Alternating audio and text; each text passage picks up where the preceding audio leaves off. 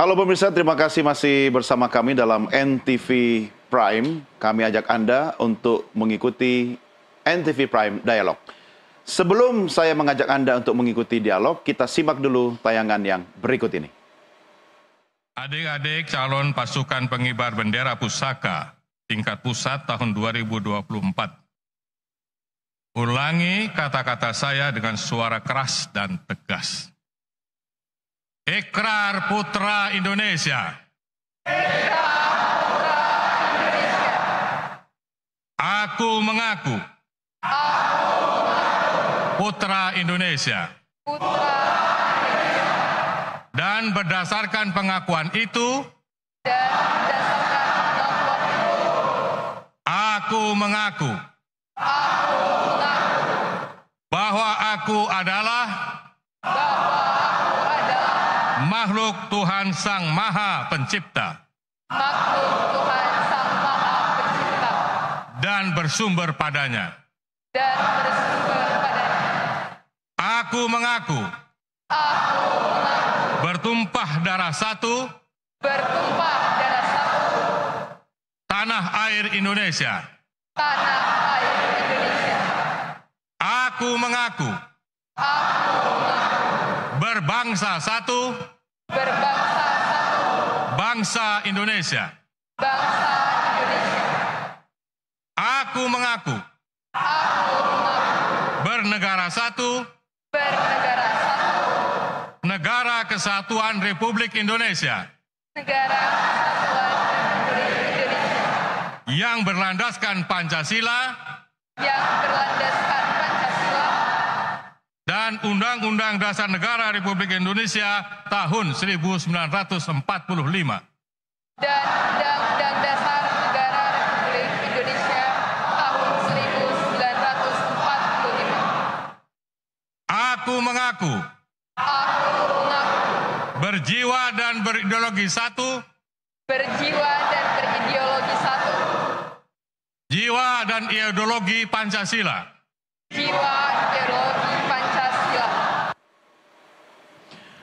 Ya pemirsa, itu tadi cuplikan pengukuhan Paskibraka atau Pasukan Pengibar Bendera Pusaka di Ibu Kota Nusantara atau IKN yang berlangsung 13 Agustus lalu. Sekilas tidak ada yang salah dari wajah putra dan putri Indonesia yang terpilih menjadi anggota Paskibraka. Tapi sesungguhnya di balik seragam dan penyeragaman yang tampak baik-baik saja itu ada masalah besar dan sensitif.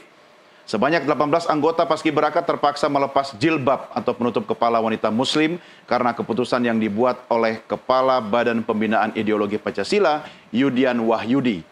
Kita akan membahas topik ini. Kami sudah mengundang Teguh Santosa, salah satu anggota Majelis Pembina Purna Paskibraka Indonesia Sumatera Utara, dan juga nanti akan bergabung bersama kita melalui sambungan Zoom Wakil Ketua Komisi 10 DPR RI, Hetifa Saifudian. Saya sudah bersama Bang Teguh. Apa kabar Bang? Kabar baik. Sehat ya? Sehat. Pertanyaan pertama saya setelah Anda mendengarkan suara lantang Kepala BPP tadi, apa komentar Anda? Tadi sudah disampaikan, sepintas nggak ada yang salah juga dengan apa yang disampaikan di situ. Ya kita bisa lihat upaya untuk mengingatkan, membangun semangat di kalangan adik-adik kita bahwa mereka ini ya seperti yang sudah kita sampaikan juga tahun 28 yang silam, bahwa kita ini ya satu Indonesia gitu ya. Jadi saya kira itu secara tematik pengulangan, cuma memang di breakdown saja, saya kira begitu. Artinya dengan suara lantang itu mengulang kembali semangat para anggota Paskibraka untuk cinta tanah air. Ya ingat ini merah putih kan? Yang kita fokus di situ menurut pengalaman Bang Teguh ini soal kebangsaan kita kan? Tapi sebagai kepala BPIP kayaknya agak unik cara beliau ini kan? Harus mundur nggak sih dia? Jadi kalau kita lihat perdebatan sejak tanggal 13 sore kemarin, saya kira memang harus mundur. Karena? Sudah tahu salah kan? Dan dia sudah mengaku itu salah. Dan negara, kantor presiden, juga sudah mengatakan itu salah. Makanya sekarang diperbolehkan adik-adik kita ini kembali menggunakan jilbab bagi yang memang sebelumnya menggunakan jilbab. Nah, itu salah ya. Nah, tetapi yang paling penting saya kira, Pak Yudian ini kan sudah beberapa kali bikin persoalan. Sering blunder ya. Persoalan narasi di tengah masyarakat. seolah-olah Indonesia ini baru ada setelah dia jadi kepala BPIP. Ya, seolah-olah diskursus mengenai kebangsaan, mengenai Pancasila, persatuan kesatuan ini seolah-olah baru ada setelah dia jadi kepala BPIP. Anda nggak punya masalah pribadi kan sama Pak Yudi kan? Benar kan? Nggak punya. Kenapa kok ngotot pengen dia mundur? Dan dia udah minta maaf, udah diluruskan gitu loh. Akhirnya kan ini membuat gini ya, yang saya perhatikan, saya baca itu. Saya baca SK 35-nya saya baca. Ya. Di situ tidak ada kata-kata pelarangan jilbab. Ya, memang di situ ada peraturan teknis lah, hal teknis. Misalnya soal panjang rambut pria, ya, panjang rambut wanita yang katanya mesti 1 cm di atas kerah belakang, ya, atau pria misalnya ikut pola 321 gitu. Tapi kalau kita lihat kemarin itu, ya, ini hal teknis nih ya, ini diuji aja nih. Yang prianya nyari seperti belum pangkas itu. Kemudian yang wanita juga ada yang nabrak kerah juga, ya kan? Nah, jadi kalau kita baca 35/2024 itu tidak ada soal pelarangan jilbab. Sambil kita lihat. Sebentar. Pelarangan jilbab itu kan dia sampaikan ketika dia mengantarkan kita pada jumpa pers yang lalu kemarin. Gitu. Nah, di situ yang saya pikir berbahaya karena dia mengatakan bukan soal mereka sukarela, bukan, tetapi soal tidak menggunakan jilbab itu atau hijab itu adalah bagian dari melindungi keberagaman. Menurut saya ini kok agak inkonsisten gitu. Kalau memang bagian dari melindungi keberagaman, kasih tempat dong, seperti yang kemarin-kemarin juga gitu.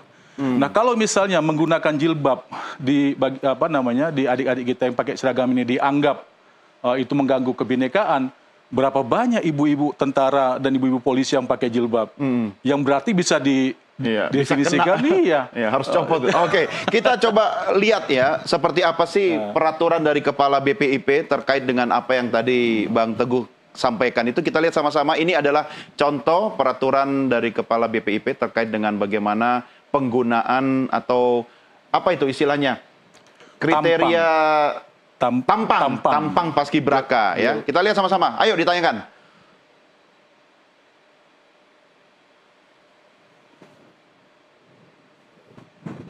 Oke, lagi disiapkan. Gara-gara abang tiba-tiba minta ini. Kita ke Ibu Hetifah, Wakil Ketua Komisi 10 DPR RI. Selamat sore Ibu, apa kabar? Halo, sore. Hai, terima kasih sudah bersama kita. Iya. Menikmati diskusi kalian nih. Iya, Bu, kami ini sama-sama Purna Paskibraka, jadi kayak ngobrol ini, kangen-kangenan ya. Wah, bangga sekali ya. Iya, tapi saya pengen minta pendapatnya Ibu Hetifah selaku wakil rakyat. Ini tentu yang terjadi kemarin ini tidak mewakili rakyat Indonesia, gitu kan? Pandangan Anda soal ini walaupun sudah diklarifikasi dan diluruskan seperti apa, Bu? Ya, begini ya, kalau saya nih kebetulan ya, memang bukan paskibra. Dulu sih bercita-cita, tapi tidak mudah loh ya, jadi paskibra itu adalah satu kesempatan yang sangat luar biasa bagi anak-anak muda. Itu sesuatu yang sangat didambakan, merupakan role model ya. Anak-anak yang sangat berbakat dan memiliki berbagai kemampuan yang tidak dimiliki oleh kebanyakan gitu ya. Jadi calon-calon leader, dan tentu saja kita sangat berharap ya dari adik-adik paskibra inilah yang akan menjadi sumber inspirasi, yang menjadi mungkin rujukan lah ya gitu. Nah, sebagai perempuan ya saya tentu saja menyesalkan ya situasi yang dihadapi pada saat ini, karena kita ini sudah maju nih sekarang ya di dalam hal kesetaraan gender, dan kita sangat prihatin gitu bahwa di periode atau era seperti ini masih ada tindakan-tindakan yang walaupun tidak dikatakan pemaksaan gitu ya, tetapi kita tahu bagaimana prosesnya sehingga sampai adik-adik kita ini pada momen pengukuhan yang menurut saya itu adalah satu momen yang sangat penting sekali di Istana Negara, ya ini jelas-jelas ya sangat mencederai hak-hak individu, khususnya bagi kaum perempuan ya, karena bukan saja nilai-nilai kebebasan beragama, tapi kita sebagai kaum perempuan itu juga bisa mempertahankan identitas atau jati diri kita ya. Jadi apa yang menurut kita terbaik gitu ya, tentu saja yang sesuai dengan nilai-nilai agama dan juga nilai-nilai Pancasila gitu. Ya, Bu Hetifah, kalau menurut saya ini peraturan yang keblinger ini ya, oleh seorang kepala Badan Pembinaan Ideologi Pancasila loh, Bu. Lah, BPIP itu sendiri, karena kan saya di Komisi 10 ini udah cukup lama juga ya, setahu saya itu pembinaan ataupun persiapan untuk rekrutmen dan juga pelatihan Paskibra itu ada di Kementerian Pemuda Olahraga ya. Itu dulu adalah mitra kami di Komisi 10 gitu. Nah, dalam beberapa tahun terakhir ini kan baru saja nih kemudian diambil alih oleh BPIP dan cukup banyak kasus-kasus ya terjadi seperti di Kalimantan Timur juga. Misalnya dari mulai proses rekrutmen, adanya kecurigaan orang soal titipan dan sebagainya. Jadi sebenarnya BPIP ini menjadi sorotan ya. Jadi saya kira bukan hanya soal kasus jilbab ini saja ya. BPIP kan satu lembaga yang menjadi tulang punggung ya di dalam upaya kita untuk mensosialisasikan dan membuat nilai-nilai Pancasila itu betul-betul bukan saja dipahami sebagai pengetahuan, tapi memang diterapkan. Iya, Bu Hetifah, ini kan badan ini harusnya badan ini yang kemudian fokus pada peningkatan ideologi bangsa terhadap Pancasila. Nah, dalam Pancasila itu sendiri, kalau sila ketuhanan yang Maha Esa, dalam butir-butir itu jelas dihargai dan dihormati. Bagaimana orang itu dihormati ideologinya dan menjalankan ideologinya, begitu kan? Masa bisa peraturan dari kepala badan keluar kayak gitu? Makanya, yang namanya persatuan, kan kita tahu ya Indonesia itu kita juga kaya karena keberagaman kita. Gitu. Justru kita bangga dengan perbedaan-perbedaan dan kita menghargai bahkan setiap pribadi, setiap suku, setiap orang yang ingin gitu ya dia itu dan juga mengekspresikan ya diri dan mempertahankan tadi identitasnya. Jadi banyak sekali kemajuan yang sudah terjadi di bangsa Indonesia ini untuk bisa mempertahankan persatuan itu. Jadi kita sangat tidak memahami gitu ya bagaimana BPIP diwakili oleh juga pimpinannya dan statement-statementnya yang seharusnya bisa menghargai misalnya menghargai seorang anggota Paskibra itu dari sisi tentunya profesionalismenya. Dan kita tahu bahwa pilihan jilbab atau tidak jilbab itu tidak ada hubungannya dengan kinerja seorang anggota Paskibra. Betul, dan tidak ada hubungannya dengan nasionalisme seseorang kan, Bu? Apalagi, ya justru saya kira dengan kita itu menunjukkan adanya toleransi, gitu ya, itu menunjukkan bahwa kita sebagai bangsa bisa mempertahankan persatuan dan nasionalisme kita. Iya, tapi saya bingung ya, tadi Bu Hetifah juga bingung. Ya, Bu Hetifah aja bingung Bang Teguh terhadap sikap dari kepala BPIP. Pertanyaan saya Bu Hetifah, kenapa sih kok diserahkan ke BPIP urusan Paskibraka ini? Dulu udah enak-enak di Kemenpora gitu kan, kok tiba-tiba digeser ke BPIP? Ya sebetulnya saya juga tadinya mempertanyakan gitu ya, kenapa gitu kan, karena bisa saja yang sudah bagus, kalaupun memang di Kemenpora ada kekurangan ya kita sempurnakan. Tetapi karena BPIP menurut Perpres yang ada gitu ya sebagai badan pembinaan ideologi Pancasila itu ingin mengintegrasikan ya berbagai hal terkait pembinaan ini di berbagai sektor termasuk pendidikan, budaya, tapi juga kepemudaan dan kehidupan sehari-hari masyarakat ya kita bisa memahami ya karena tadi Paskibra ini kan merepresentasikan perwakilan-perwakilan generasi muda yang nantinya akan menjadi leader. Nah tentu saja BPIP mungkin ingin ya membumikan nilai-nilai Pancasila itu bukan hanya di lapisan masyarakat biasa tapi kepada calon-calon pemimpin ini. Jadi Paskibra ini kan simbol gitu ya. Pemimpin masa depan ya. Oke. Setuju Bu. Iya, gitu. Karena itu sebelum BPIP ngurus ideologi Pancasila Paskibraka, kepala BPIP-nya harus Pancasilais dulu. Bang Teguh, tahu nggak sih kisah dan sejarahnya kalau flashback zaman dulu kan itu di bawah Kementerian Pemuda Olahraga gitu kan? Kemudian tiba-tiba pindah ke BPIP. Waktu zaman kita, kan 94 ya? Iya, saya 92. Abang 92, senior. Zaman kita itu di bawah Kementerian Pendidikan. Nah ini ditanya Bu Hetifah nih, pengalaman waktu itu di Medan. Zaman kami, seingat saya itu masih di bawah Departemen Pendidikan dan Kebudayaan. Iya, P&K, betul. Kemudian barangkali di awal 2000, setelah reformasi, digeser ke Kemenpora. Kemenpora, ya. Nah, kalau saya melihatnya begini ya, mestinya katakanlah adik-adik Paskibraka ini, mereka kita anggap sebagai platformnya gitu ya. Sementara BPIP ini lebih kepada urusan katakanlah softwarenya, value-nya, programnya. Jadi biarlah platform ini diserahkan kepada Kemenpora. Tapi kalau misalnya BPIP memang merasa perlu untuk ikut program pemantapan ideologi Pancasila, katakanlah begitu, kan ada banyak sesi dalam setiap pelatihan itu.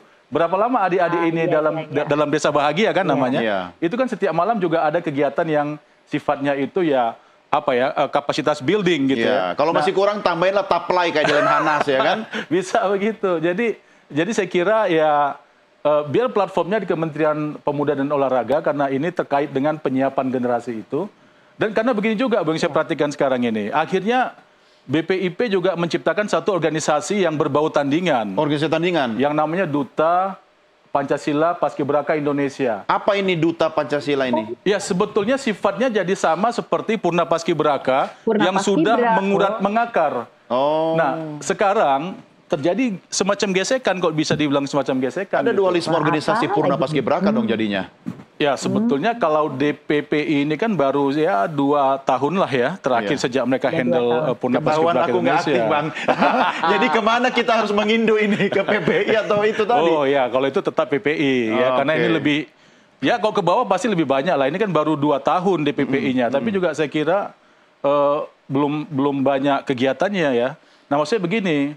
Intinya kalau menurut saya, kalau misalnya ini harus disinkronkan tanpa harus membubarkan BPIP, maka biarlah BPIP itu fokus pada value. Tapi kalau value-nya diserahkan kepada orang-orang seperti Pak Yudian Wahyudi, saya khawatir jadi rusak, Bu. Coba misalnya, ketika dia mengantarkan pada kemarin waktu dia jumpa pers, kan pertama dia mengantarkan tentang mengapa harus diseragamkan untuk melindungi keberagaman. Saya tidak habis pikir, kita ini kuliah dulu baca buku sejarah tentang nasionalisme dan revolusi kita. Misalnya karya Kahin. Kahin bilang bahwa nasionalisme dan revolusi Indonesia itu tulang punggungnya ada 2. Yang pertama bahasa Melayu pasar yang kemudian kita kenal sebagai bahasa Indonesia sekarang. Betul. Dan yang kedua adalah agama. Kebangsaan kita itu ditempa di rumah-rumah ibadah, di masjid, di gereja, di pura, di wihara. Nah, itu ada peranan agama di situ. Nah, tetapi dengan mengatakan, misalnya kita mundur nih Bu, ya mungkin tak perlu juga mundur, tapi ya terpaksa kita mundur. Beliau mengatakan agama adalah musuh utama Pancasila. Ini kan sesuatu yang, ini Indonesia ini sedang mau menjadi negara maju. Jangan mundur lagi tuh diskursusnya. Itu yang saya bilang tadi, keblinger itu sebenarnya pola pikir seperti itu. Jangan lupa kan Pancasila itu kan berbasis juga pada nilai-nilai keagamaan. Betul. Iya kan? Kalau dia tidak memahami, dia ini bukan kepala BPP ya, siapa saja tidak memahami Pancasila secara ideologi, berarti dia tidak kuat akar keagamaannya begitu kan? Betul. Nah, kalau Anda bisa sampaikan ke wakil rakyat kita, mumpung ada Bu Hetifah, apa yang bisa Abang usulkan soal BPIP ini? Apakah masih ngurusin Paskibraka atau macam mana Bang? Ya kok saran saya tadi, biar dia kalau mau tetap ada fokus pada value sajalah ya. Tapi juga jangan dipimpin oleh orang seperti Pak Yudian yang lagi-lagi sudah berkali-kali nih. Ya beliau kan memang pernah jadi rektor UIN ya. Dulu dia juga pernah melarang orang menggunakan cadar. Kalau tidak salah di kampusnya ya. Saya juga nggak tahu apa yang salah dengan cadar. Kalau itu merupakan keyakinan seseorang, keyakinan individu ya. Nah kemudian bicara tentang agama sebagai musuh dari Pancasila. Ini kalau publik tidak bisa mencerna dengan baik, orang bisa ribut di bawah ini. Nah, sekarang ini yang terjadi. Jadi seolah-olah Islamofobia gitu ya. Ini yang menurut saya agak rawan. Jadi bukan soal kemudian diralat dan diperbolehkan untuk tanggal 17 pakai jilbab bagi yang percaya pakai jilbab. Tetapi diskursusnya ini jadinya tidak sehat gitu. Di saat kita mau move on kan gitu. Ya, kita banyak berharap nih sama Bu Hetifah nih. Kira-kira dalam waktu yang sangat pendek dan mendesak sebelum kemudian pemerintahan baru ini, apa yang Ibu bisa berikan harapan, secerca harapan kepada masyarakat Indonesia, khususnya teman-teman PPI ini, Bu? Suara. Ya, masih di mute Bu suaranya. Kita ya, karena kalian itu sebenarnya adalah sumber inspirasi bagi generasi berikutnya ya. Menjaga semangat patriotisme, nasionalisme, dan juga bagaimana menyikapi hal-hal yang berkembang seperti saat ini.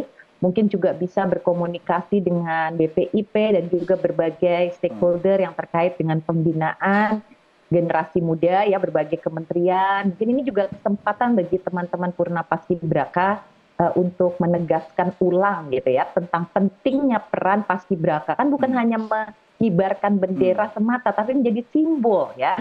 Ini simbol duta-duta ya. Jadi ini termasuk duta-duta untuk mempromosikan nilai-nilai kebangsaan dan Pancasila tadi.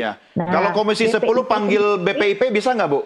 Kepala BPIP-nya dipanggil? Sebenarnya BPIP sendiri, karena saya juga dulu pernah ya di Komisi 2 ketika BPIP masih baru gitu. Kita tuh punya harapan besar agar BPIP itu menjadi satu badan atau lembaga yang bisa mengembangkan inovasi, bagaimana cara kita mensosialisasikan nilai-nilai Pancasila ini agar terinternalisasi, tapi dengan cara yang memang lebih kena kepada generasi muda. Ya. Karena kalau misalnya sekarang melalui cara didoktrin atau mungkin P4 yang dulu kan ini juga banyak permintaan.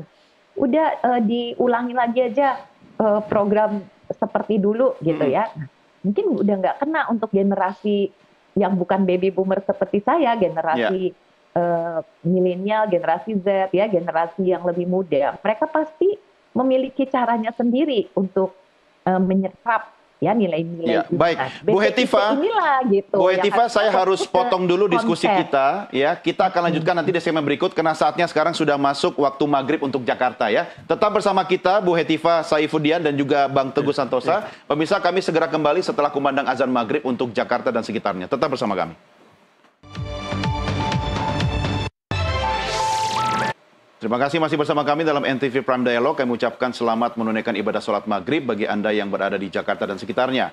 Dan saya tengah berdiskusi dengan Wakil Ketua Komisi 10 DPR RI, Hetifah Saifudian, dan juga Purna Paskibraka Indonesia, yaitu Teguh Santosa. Dan pemirsa, sebelum kita lanjutkan diskusi kita, saya ajak Anda kembali untuk seperti yang saya janjikan tadi, permintaan Abang juga, kita lihat tampang Paskibraka seperti apa sesuai dengan peraturan yang dikeluarkan oleh Kepala BPIP. Berikut ini. Nah, Bang Teguh, ini sambil kita lihatnya, ini kan pakaian Paskibraka Putra, ini tidak ada perubahan ya. Menurut saya, seingat saya dari zaman ke zaman tidak berubah. Ya, yang putri juga begitu ya, sejak era Pak Harto sampai sekarang masih ya. Dan kalau kita lihat ini, Bang Teguh, ini soal rambut ya, ini kan memang gambarnya ini berdasarkan surat keputusan Kepala BPIP nomor 35 tahun 2024. Itu memang contoh gambarnya itu memang yang tanpa hijab.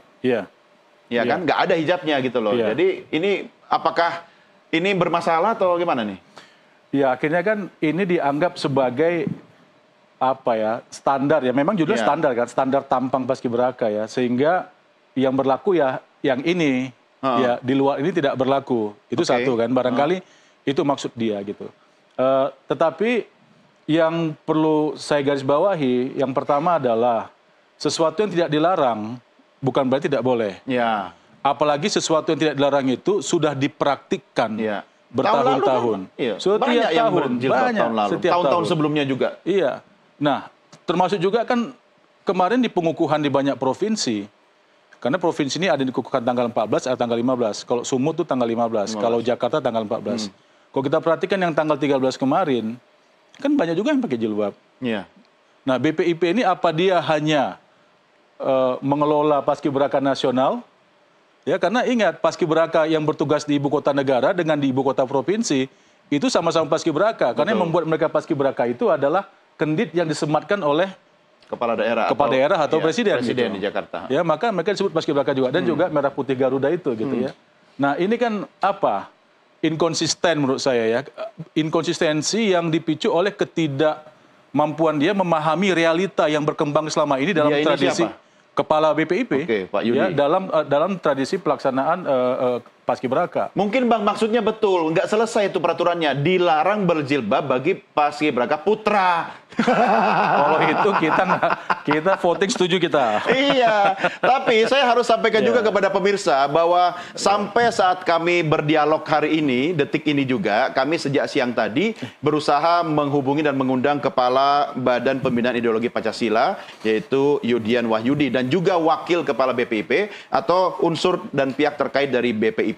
Tetapi sampai kami berdiskusi saat ini, belum ada respon dan belum bisa bergabung dengan kita. Oke, saya kembali ke Bu Hetifah. Bu Hetifah, ini agar tidak jadi presiden ke depannya, Bu, ya. Jangan sampai gara-gara ini bisa nyerempet atau menular kemana-mana nih. Ini soal sensitif, ini soal nilai-nilai kebangsaan dan penghormatan pada ideologi pribadi masing-masing orang. Apa yang bisa dilakukan putra bangsa, apa yang bisa dilakukan oleh lembaga negara, apa yang bisa dilakukan oleh wakil rakyat, Bu?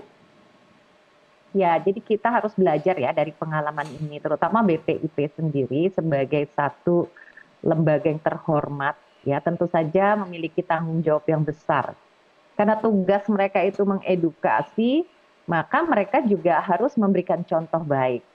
Ya, misalnya ketika mereka melakukan suatu kesalahan, diakui dan kemudian juga dipertegas lagi gitu ya, bahwa memang tidak ada maksud dari mereka ini, tapi yang penting diperjelas kembalilah sebenarnya tugas BPIP ini kembali lagi gitu ya, sebagai badan yang melakukan edukasi bukan hanya melalui pendidikan formal. Maka BPIP itu punya tugas-tugas yang sangat penting ya, melakukan komunikasi dengan berbagai kementerian, misalnya pendidikan, gimana supaya kurikulum pendidikan formal juga mengajarkan ya nilai-nilai Pancasila ini dengan lebih menarik, kegiatan ekstrakurikulernya gimana, kampanye medsosnya gimana supaya bisa diakses juga oleh anak muda. Nah, terus kesadaran generasi muda soal Pancasila ini gimana supaya mereka aktif, misalnya bikin lomba-lomba, karya tulis, diskusi, debat, seminar gitu. Jadi gitu ya, memang seorang pimpinan dari BPIP ini sebaiknya juga orang-orang yang inovatif, menguasai teknologi, bisa berkomunikasi dengan baik. Kalau terbukti pimpinannya juga membuat statement-statement yang mengundang keresahan masyarakat gitu dan tidak satu kali, saya kira harus dievaluasi kembali gitu ya, karena kita sangat mengandalkan BPIP ke depan untuk mengimplementasikan banyak sekali program-program penguatan karakter yang berbasis Pancasila. Ya, Bu Hetifah, konkretnya apa Bu? Kalau untuk melakukan evaluasi itu yang paling konkret bentuknya apa? Apakah Presiden harus mengganti kepala BPIP atau seperti apa? Iya, harus dievaluasi kembali. Ya, bagaimana sekarang peran BPIP apa saja yang sudah mereka lakukan? Ya, jadi secara keseluruhan lah, sekaligus gitu. Sejauh mana mereka berkolaborasi ya dengan organisasi-organisasi lain, termasuk organisasi kepemudaan, bukan memecah belah. Ya. Misalnya sekarang sudah ada Purna Paskibraka, malah bikin lagi, bukan berkolaborasi ya. Dan komunitas anak muda ini juga sekarang beragam. Justru kita tuh tidak ingin BPIP ini berpikiran kuno, ya, berpikiran konservatif gitu. Dia tuh harus bisa menarik bagi generasi muda. Jadi nanti anak-anak muda ini ya saya kira bisa senang gitu ya dengan konten-konten yang disiapkan, nah, terutama konten-konten dengan media digital ini ya. Saya lihat ini kurang nih. Jadi apa yang menjadi tugas utamanya belum dilakukan, tapi kemudian sebaliknya ya gitu ya, hal-hal yang seharusnya menjadi contoh malah menimbulkan keresahan di masyarakat. Oke, baik. Saya pikir ini kesempatan lah untuk mengevaluasi BPIP. Ya, dan kita juga sudah dengarkan sama-sama Kepala BPIP sudah minta maaf. Bang Teguh, menurut Anda cukup nggak permintaan maaf Kepala BPIP? Ya, kesalahannya fatal. Fatal. Anda nggak punya masalah pribadi kan sama dia kan? Oke, tahan dulu. Kita lihat lagi permintaan maafnya. Siapa tahu setelah ini nggak marah-marah nih. Pemirsa, kita saksikan kembali tayangan permintaan maaf Kepala BPIP berikut ini.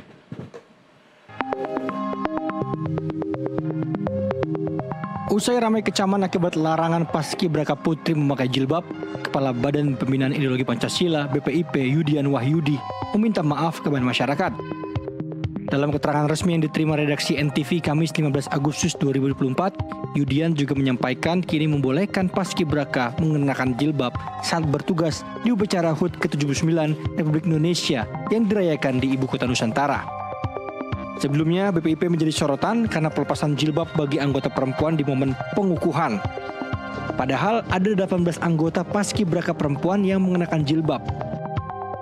BPIP kemudian membantah telah memaksa anggota Paskibraka perempuan untuk melepas jilbab dan mengklaim karena para anggota Paskibraka itu melakukannya secara sukarela. Menurut BPIP sejak awal, para Paskibraka sudah menyetujui aturan yang berlaku dengan materai 10.000. Aturan tersebut termasuk memuat tata pakaian seragam beserta atribut yang dikenakan. Kepala Sekretariat Presiden Heru Budi Hartono menyatakan BPIP tidak melapor ke istana terkait instruksi Paskibraka Putri melepas jilbab saat pengukuhan di IKN Selasa 13 Agustus. Heru mengatakan jika ada laporan, istana akan mengoreksi aturan tersebut dan mengizinkan Paskibraka Putri tetap memakai jilbab. Kalau saya tidak dilaporkan kan tidak tahu. Prosesnya kan dari kabupaten kota, provinsi, tingkat pusat atau tingkat nasional langsung masuk ke pelatihan Cibubur kan. Begitu masuk ke Istana Kemah IKN, saya kan tidak pernah ketemu sama adik-adik itu. Kalau itu pun ada, mungkin saya tahu, mungkin ngambil kebijakan bahwa tetap sebagaimana yang digunakan dari dia seleksi. BPIP dikritik habis-habisan buntut dari aturan pelepasan jilbab paskibraka putri saat pengukuhan. Aturan yang lahir dari Lembaga Pembinaan Ideologi Pancasila itu justru dinilai menyalahi nilai-nilai Pancasila. Dari Jakarta, tim liputan NTV melaporkan. Oke, jadi gimana Bang? Masih sudah bisa memaafkan kepala BPIP? Kalau omongan itu kan saya dengarnya berkali-kali, ya, karena saya juga tidak mau salah kan. Sampai kemudian saya mencari naskah SK-nya itu. Maka tadi saya bilang, di naskah SK itu sama sekali tidak ada pertimbangan soal melindungi kebinekaan, keberagaman, nggak ada. Itu hal yang disampaikan olehnya secara lisan untuk mengantarkan itu.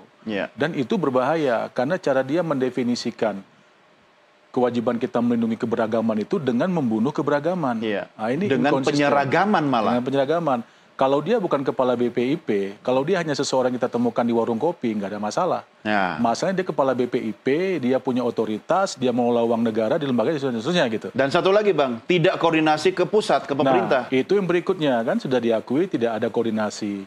Kemudian ini kan bisa membuat serangannya jadi ke Presiden Jokowi lagi nih. Udah mindahkan IKN masih dipenuhi dengan diskursus, ya. Kemudian juga ada tradisi yang diobrak-abrik, kan jadi nambah-nambah nih. Jadi beban baru. Ini jadi seolah-olah ini dosa Presiden Jokowi. Ya bisa jadi ada yang berpikir disebabkan begitu. Gara-gara kepala BPIP begitu tidak mau koordinasi. Nah tadi kalau kita perhatikan upacara pengukuhan. Nah yang saya tahu, pengukuhan itu kan hanya ketika Presiden yang memimpin. Ada tadi itu Bang. Presiden memimpin, kemudian Presiden menyematkan merah putih Garuda dan kemudian kendit yang di pinggang itu. Ya kan? Nah saya tadi kan kita juga lihat ada satu ritual di mana kepala BPIP memimpin pembacaan sumpah yang diikuti oleh adik-adik ini. Nah tadi kan di situ diskusinya. Bagian apa itu Bang ya? Nah itu tadi saya mencoba mengingat-ingat zaman kita yang sudah puluhan tahun lalu itu di mana itu? Saya rasa nggak ada pembacaan sumpah macam begitu karena mohon maaf tahun 92 saya komandan upacara gitu yang disematkan oleh Gubernur almarhum Raja Jenderal Siregar ya. Dan saya kira tidak ada. Dia menyematkan MPG, dia menyematkan kendit, kemudian dia ngasih arahan. Sudah. Selesai. Dia salam, selesai. Gitu. Nggak ada itu pembacaan ikrar, janji bareng-bareng begitu oleh kepala walaupun badan bunyi ikrarnya tidak ada yang salah. Ya, tidak ada yang salah kalau kita lihat hormati ya, kita hormati. Dan itu tadi saya bilang, dia hanya berusaha untuk membreakdown Sumpah Pemuda kan, tahun 28. Nah tetapi ini kan berarti kepala BPIP membuat satu forum yang seolah-olah itu sejajar dengan forum yang seharusnya dimiliki oleh Presiden. Yaitu pengukuhan. Nggak benar itu Bang. Nah itu nambah lagi daftar itu panggungnya Presiden sebenarnya, bukan panggungnya kepala BPIP. Saya kira begitu. Iya kan, karena kepala negara kita ini adalah Presiden. Dan kalau ada sumpah menyumpah terkait hal-hal kenegaraan, kebangsaan, nasionalisme, ya yang paling pantas ya Presiden lah, ya kan? Saya juga nggak pernah dengar ada yang namanya hal-hal macam begitu ketika masih di bawah Kemenpora atau lebih jauh lagi di bawah bahkan Menpora pun kita nggak pernah lihat ya untuk menyampaikan ikrar seperti tadi ya. Nggak pernah lihat. Oke. Nah ada yang penting ini Bu Hetiva yang harus kita kritisi. Kalau bicara tentang kualitas leadership seorang pemimpin, ini kepala badan loh Bu, kepala badan ya. Ini di tingkat pusat ini apalagi bicara tentang ideologi Pancasila. Nah apa yang salah sehingga seorang kepala badan, levelnya kepala badan ini nasional bisa melakukan pengambilan keputusan seperti itu. Kemudian yang kedua, tidak melakukan koordinasi. Apakah ini masalah dari proses rekrutmen kepala badan? Ada mungkin hal-hal yang luput ya dari Presiden itu sendiri, misalnya dari pemerintah pusat, sehingga menempatkan orang yang tidak tepat, tanda petik ya Bu ya. Komentar Anda Bu. Ya seorang kepala badan ataupun lembaga tinggi, lembaga negara ya, bisa saja siapapun melakukan kesalahan. Nah, biasanya tergantung ya tingkat kesalahannya ya, bisa evaluasi internal, apalagi jika kesalahan ini sifatnya benar-benar administratif dan dievaluasi lah ya secara internal sendiri gitu. Dan mereka bisa melakukan langkah korektif sendiri. Misalnya, oh ada satu aturan petunjuk teknis yang dirasa kurang tepat.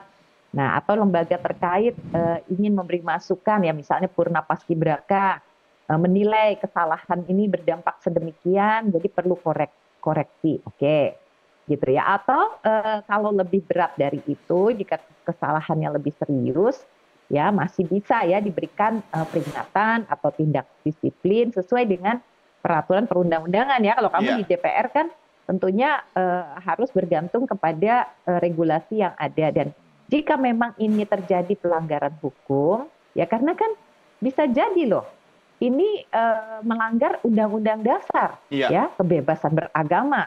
Nah, seorang kepala BPIP bisa saja dikenakan sanksi sesuai dengan hukum yang berlaku di Indonesia jika itu diselidiki oleh aparat penegak hukum hingga proses pengadilan diperlukan. Tapi kalau Bu Hetifah sebagai wakil rakyat, kalau Ibu, ya kan? Kalau Ibu sendiri pribadi sebagai anggota DPR memaafkan nggak? Kalau saya, sebetulnya sih kalau kesalahan bisa dimaafkan, tapi bukan berarti hukuman tidak diberikan. Jadi pergantian atau pemberhentian menurut saya, jika kesalahan itu sangat berat dan mengganggu kinerja dan kredibilitas BPIP ke depan, nah ini kan jadi sudah sangat-sangat serius. Jika masyarakat sudah tidak lagi bisa ya percaya kepada BPIP karena kepalanya ini, nah ini kan berarti kredibilitasnya terganggu, trust orang hilang.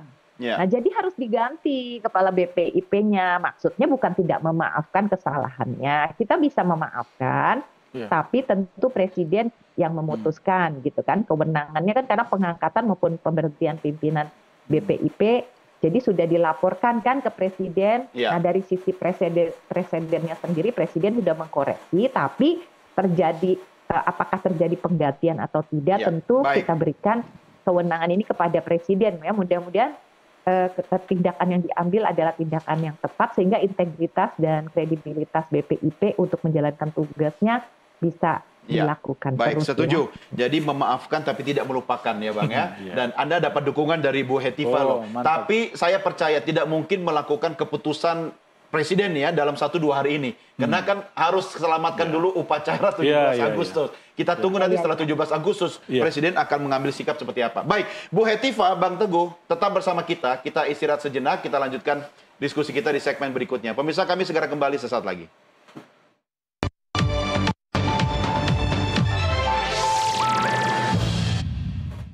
Terima kasih pemirsa masih tetap bersama kami. Kami sedang berdiskusi dengan Wakil Ketua Komisi 10 DPR RI, Hetifah Saifudian, dan juga Purna Paskibraka Indonesia, Teguh Santosa. Bang Teguh, aku baru ingat, abang cerita tadi kan, Ibu Fatmawati itu kan berhijab. Dan beliau kan yang menjahit bendera Sangsaka Merah Putih, pertama kali. Betul. Artinya hal-hal seperti ini nggak perlu dipermasalahkan lah ya. Iya, jadi kan hari ini memang beredar juga foto hitam putih itu. Salah satu dari foto Frans Mendur ya. Iya, sambil kita lihat, coba sambil ditayangkan fotonya ya. Kita lihat sama-sama ya. Coba cerita Anda seperti apa nih Bang? Jadi tadi pagi saya bilang inilah Paskibraka pertama gitu ya. Jadi kalau yang pakai kerudung ini Ibu Fatmawati. Jadi setelah pembacaan naskah proklamasi oleh Presiden Soekarno, mereka turun ke bawah mendekati tiang untuk mengibarkan bendera merah putih. Nah, yang sebelah kanan yang megang bendera di ujung itu nggak kelihatan dalam foto ini, itu kan Ibu S.K. Trimurti, istri dari Sayuti Melik yang mengetik naskah proklamasi. Nah, kemudian ada Latif dan ada Suhud di situ yang menggerek bendera ya.